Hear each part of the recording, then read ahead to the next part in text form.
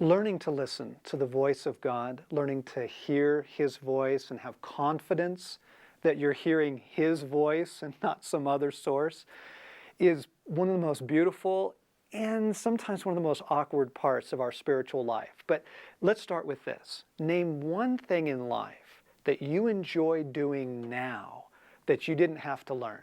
I mean, playing an instrument, or loving a man or a woman, parenting, driving a car. I mean, everything in life requires some level of sort of growing in it, learning how to do it. And that'll help us in learning to listen to the voice of God, because you don't get it all at once. Nobody does. And so don't get frustrated with that. How do we learn to listen to the voice of God?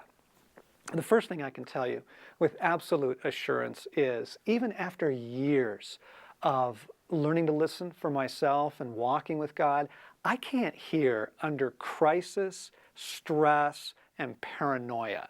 In other words, you don't start with double black diamonds when you're learning to ski. You don't start with the hard and the urgent questions when you're trying to learn to listen to the voice of God. Okay, start with small questions. It's almost like you're doing your scales, right? Or learning your swing.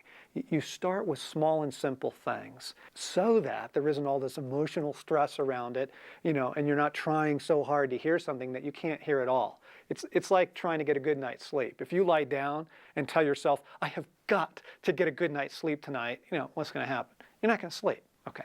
Start with small questions and try and don't begin with the really emotional stuff. Should I marry Ted? Should I sell the family business? Do I have cancer? Start with small things. Quiet yourself. You have to quiet yourself. The noise of the world and all of that buzzing and that chatter and the distraction always gets in the way for me.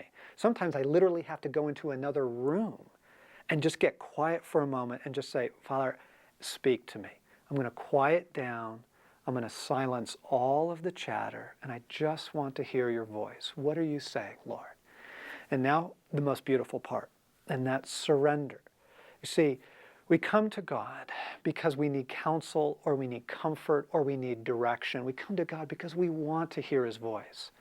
But what we come away with is learning to surrender, because it's only when I'm yielded that I can hear the voice of God. In other words, if God can't say no, then I'm not open to hearing what He has to say. If I can only hear, yes, you can buy the motorcycle, or yes, I want you to, meet with Ted, or whatever that is, I have to be in a posture where I'm willing to hear whatever it is God wants to say. I have to be in a posture of surrender. And so as I'm kind of settling myself down, quieting the noise, I'm surrendering inside. And with whatever the question is, I'm really yielding. Lord, I can hear yes or no. I trust you. I know you're good. I yield this to you.